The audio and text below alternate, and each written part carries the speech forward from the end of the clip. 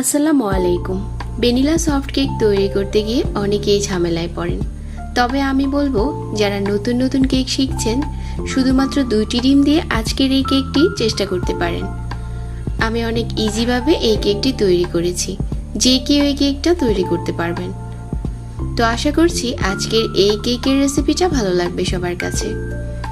Cake তৈরির জন্য আমি 2টা ডিম নিয়েছি, তারপর একটা বাটিতে নিয়ে নিচ্ছি 1/3 কাপ নিয়ে নিচ্ছি চিনি, 1/3 কাপ নিয়ে নিচ্ছি রান্নার রেগুলার তেল, চিমটি পরিমাণ দিয়ে দিচ্ছি সল্ট, 1 চা চামচ দিয়ে দিচ্ছি ভ্যানিলা এসেন্স। তারপর এই উপকরণটাকে খুব ভালো করে একটা হ্যান্ড উইক্স দিয়ে মিশিয়ে নিতে হবে। এই মিশ্রণটাকে ততক্ষণ ধরে মেশাতে হবে যতক্ষণ না চিনিটা গলে যাচ্ছে আর মিশ্রণটা দেখতে অনেকটা ফ্লাফি হয়ে যাচ্ছে। এই মিশ্রণটা যদি আমরা ভালো করে না মিশাই তাহলে আমাদের কেকটা কিন্তু সফট হবে না। এখন বাকি উপকরণগুলো মিশিয়ে নিচ্ছি। 1/2 কাপ নিয়ে নিচ্ছি ময়দা আর 1 টেবিল চামচ পাউডার মিল্ক, 1 চা চামচ বেকিং পাউডার। আপনারা এই বেকিং পাউডারের মাপটা চা চামচ দিয়েও মাপতে পারেন। তারপর শুকনো উপকরণগুলো মিশিয়ে নিয়েছি। যখন মেশানো হয়ে যাবে কেকের ছোট একটা মল নিয়েছি আর আগে থেকে তেল ব্রাশ করে নিচ্ছি। একটা বাটার পেপার বিছিয়ে দিচ্ছি, তবে এখানে নরমাল কাগজটাও নিতে পারেন। একইভাবে তেল ব্রাশ করে নিতে হবে। কেকের মিশ্রণটা ঢেলে দিচ্ছি, টুথপিক দিয়ে নাড়িয়ে দিচ্ছি যাতে করে ভিতরে কোনো বাবলস থাকলে ওইটা বেরিয়ে আসে। তো আমাদের কেকের মলটা এখন রেডি। আর আগে থেকে চুলায় একটা পাত্র বসিয়ে প্রিহিট করে নিয়েছি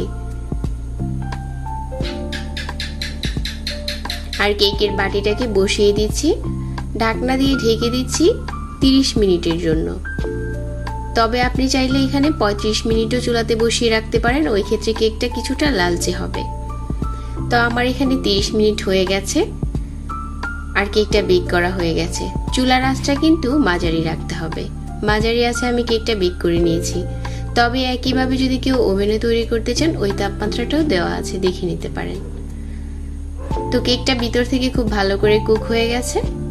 তারপর কেকটাকে আমরা ঠান্ডা করে নিয়েছি আর বাটি থেকে ঢেলে নিচ্ছি। খুবই সফট হয়েছে এই কেকটা। এখন এই কেকটা পরিবেশনের জন্য উপরে একটু পাউডার সুগার দিয়ে দিচ্ছি। পাউডার সুগারটা দেওয়া হয়ে গেছে। তারপর চলুন কেকটা কেটে শেয়ার করি যেটা ভিতরেও কতটা সফট হয়েছে। খুবই সহজে এই ভ্যানিলা সফট কেকটা তৈরি করতে পারেন। যারা নতুন নতুন কেক শিখছেন তারা অনেক ডিম চিনি নষ্ট না করে এরকম করে 2টা ডিম দিয়ে সফট কেকটা বানিয়ে নিতে পারেন। আশা করছি আজকের কেকের রেসিপি ভালো লেগেছে। সবাইকে ধন্যবাদ জানাচ্ছি আর সেই সাথে বিদায় নিচ্ছি। আল্লাহ হাফিজ।